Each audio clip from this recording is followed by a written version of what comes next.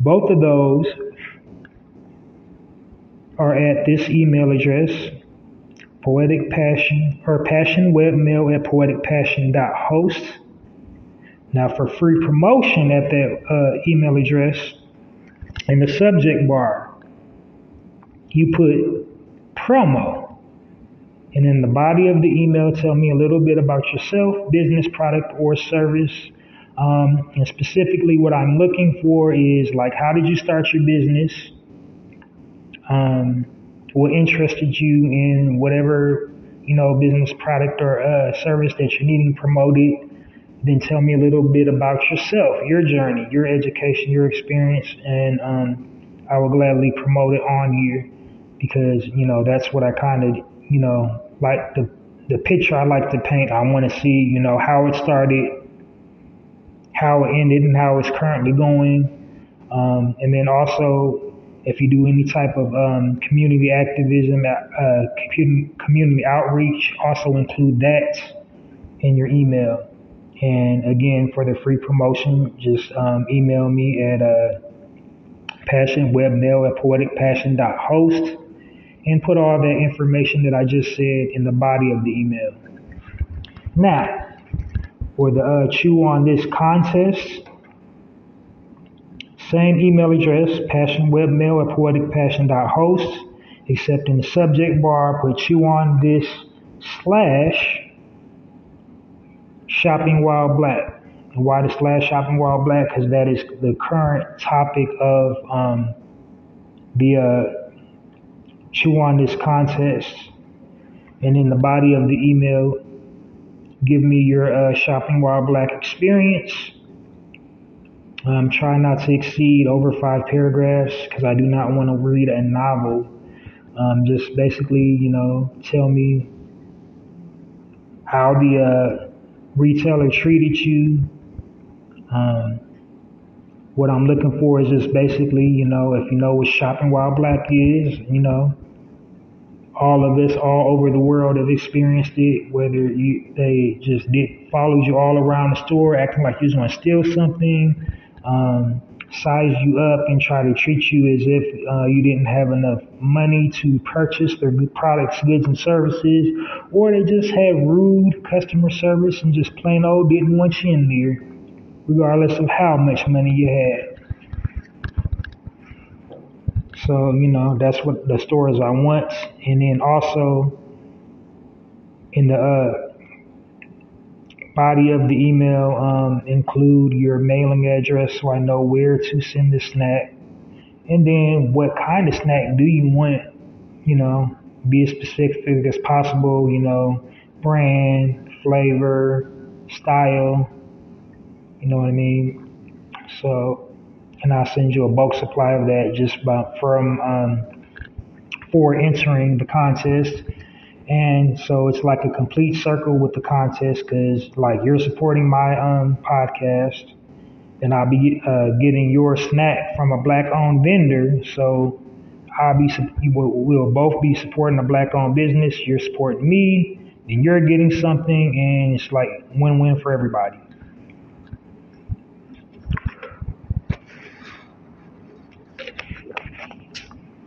Okay, so now that I got all that out the way, I'm gonna jump right on into these articles.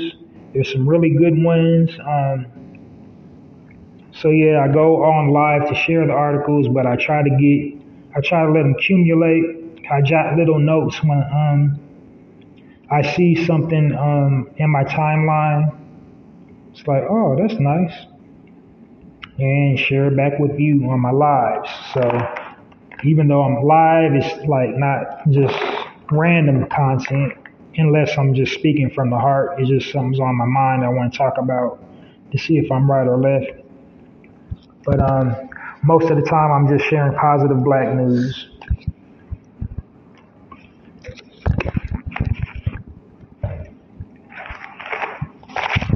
Okay, article number 1.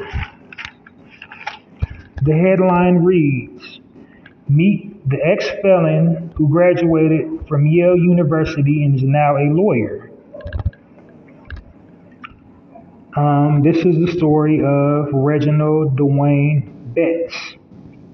And his email address is www.dwayneBetts.com. So Reginald Dwayne Betts was 16 years old when he was convicted of a carjacking.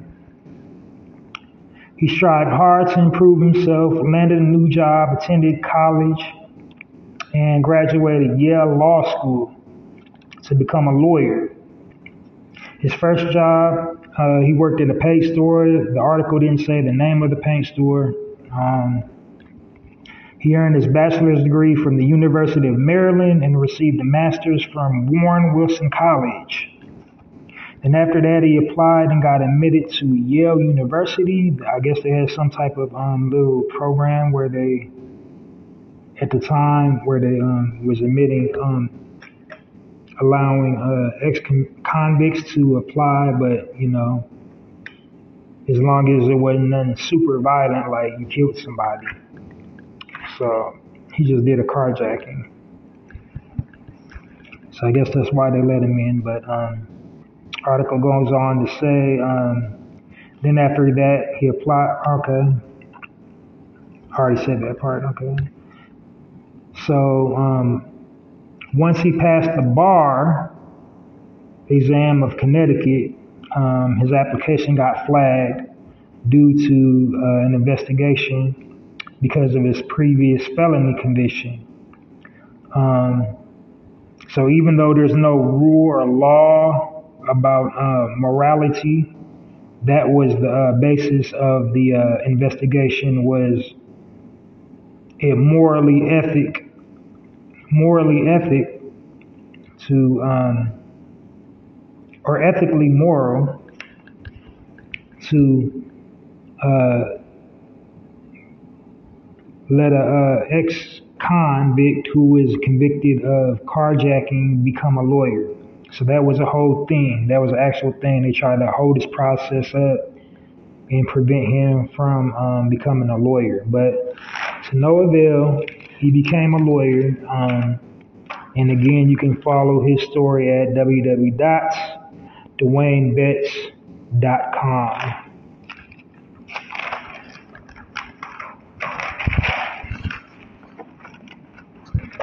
Next story is a really good one. I mean, not that that story wasn't good, but this is exceptionally good. The headline reads, 12 and 13-year-old brothers run their own bakery while taking college courses. Brothers Shane and Nigel Mushumbe are 12 and 13 years of age and are founders and CEOs of their own Texas-based bakery called Two Brothers in the Kitchen. They also are taking college-level courses. They've always had a love for baking, and they always like to bake. They got the idea to turn their passion into a full-on business when they entered a baking competition, and somebody in the crowd wanted to buy their winning product. And they didn't say what their winning product was. It didn't say it was like cookies, pies, or whatever, but that's what the article said, their winning product. Article goes on to say,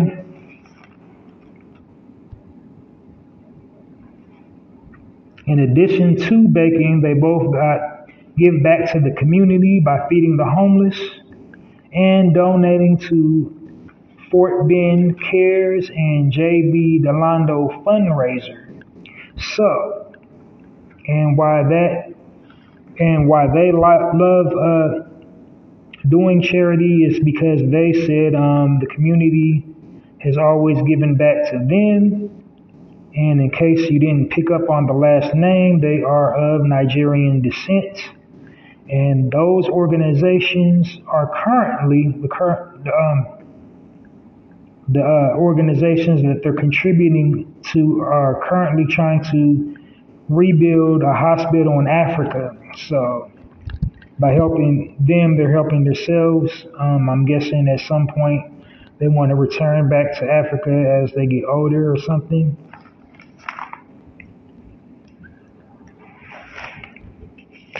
which is not a bad thing.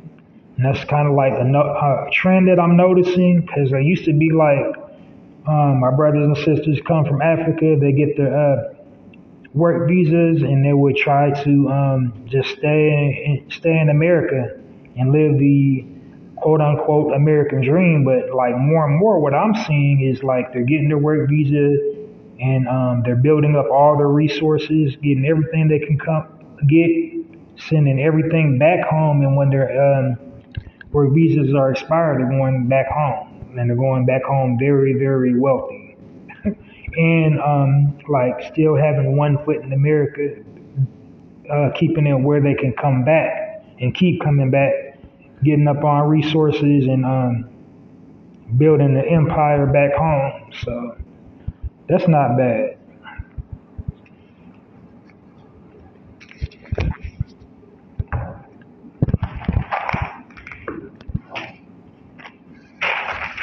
The article then goes on to say both brothers are taking college level courses. The college level courses they're taking is Shane, the eldest, is taking college level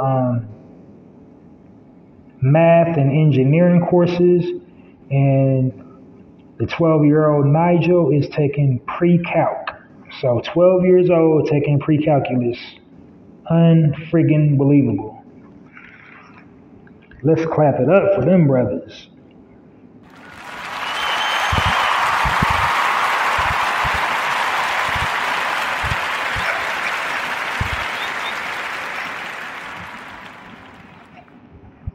All right, moving right on along. Next article reads, first black woman to create a brand of disposable bedding and towels for use while traveling. And the inventor's name is Bridget Francis. She is the owner and creator of B Luxury Essentials. B Luxury Essentials is basically biodegradable towels and bedding that you would take on trips, such as like on the airplane or a cruise ship. And yeah, it's an amazing product. I think the towels are like already, like some of them, like the washcloths, probably like already like got soap infused in them. So like you can go to the restroom, freshen up. Ingenious. And her Instagram is I am B Luxury, or at I am B Luxury. Doesn't say website, but you can just type in B Luxury and Bridget Francis, and it should pop right on up, all her information.